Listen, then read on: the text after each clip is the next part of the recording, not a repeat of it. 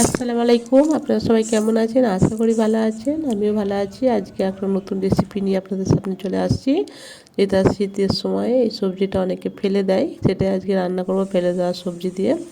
কীভাবে আমি রান্না করি খুবই কিন্তু মজা হয় একবার যদি এইভাবে রান্না করতে পারেন। ফুলকপির ডাঁটা অনেকে তো জানেই না কীভাবে রান্না করে, অনেকে খায়নি, কিন্তু এইভাবে একবার যদি রান্না করেন বারবার খেতে ইচ্ছা করবে আর ফেলে ফেলে দিতে ইচ্ছা করবেন না। আমি এখানে কপির ডাঁটা নিয়েছি, ভালো করে সরু সরু কুচি নিয়েছি। আর দেখুন কী কী সবজি নিয়েছি: পটল, বেগুন, গাজর, টমেটো।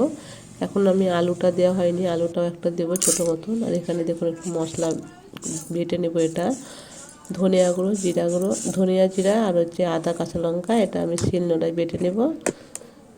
এখানে উনুনে আমি কড়া চাপিয়ে দিয়েছি, কড়াই তেল দিয়ে দিলাম, তেলটা ভালোভাবে গরম করে নেব।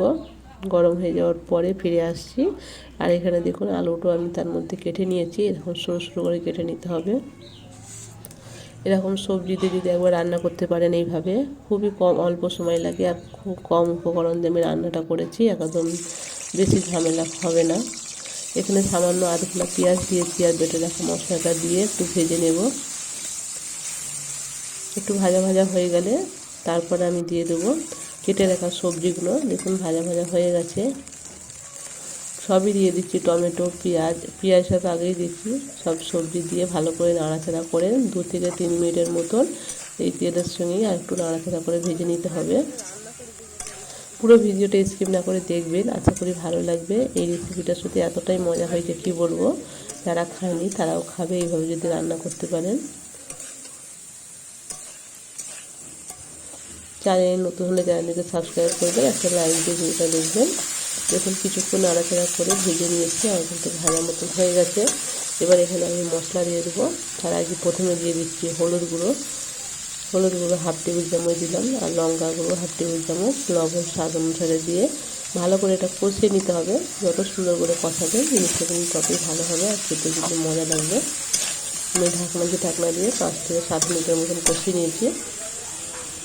অল্প পানি দিয়ে দিচ্ছি, বাকিটা যেহেতু বাটা মশলা ছিল সেটা দিয়ে ভালো করে এইভাবে কষিয়ে নিচ্ছি। এখন তো যে পায় বেশি করে দিচ্ছি অ্যাকচুয়ালি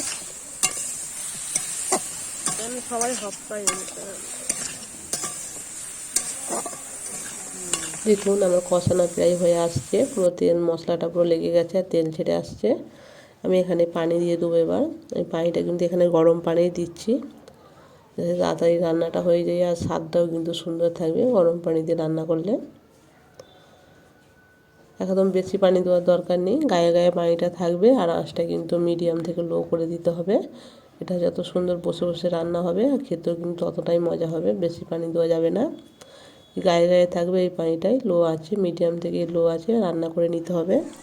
দেখুন আমি কিছুক্ষণ পরে আসছি ফিরে, আমার কিন্তু এখানে সেদ্ধ হয়ে গেছে সবই, আর পানিটাও শুকিয়ে গেছে। এখানে আমি ভাজা জিরাগুলো দিয়ে নাড়াচাড়া করে এই পানি যে নিচে একটু পানি আছে এটাও শুকিয়ে যাবে, এইভাবে নাড়াচাড়া করে নিচ্ছি কিছুক্ষণ ধরে 2 মিনিটের মতন। এই তরকারিটা সত্যি এতটাই মজা আর টেস্টি হয়, আর সঙ্গে ভাত, গরম গরম ভাতটা জমে যাবে আর কিছুই লাগবে না, এক পদ দিয়ে কিন্তু ভাতটা খাওয়া হয়ে যাবে। সামান্য কিছু মশলা দিয়ে রান্না করেছি, দেখুন কত সুন্দর হয়েছে। যদি ভিডিওটা ভালো লাগে পাশে থাকবেন। এখানে আমি ভিডিওটা শেষ করছি। সবাই ভালো থাকবেন, সুস্থ থাকবেন।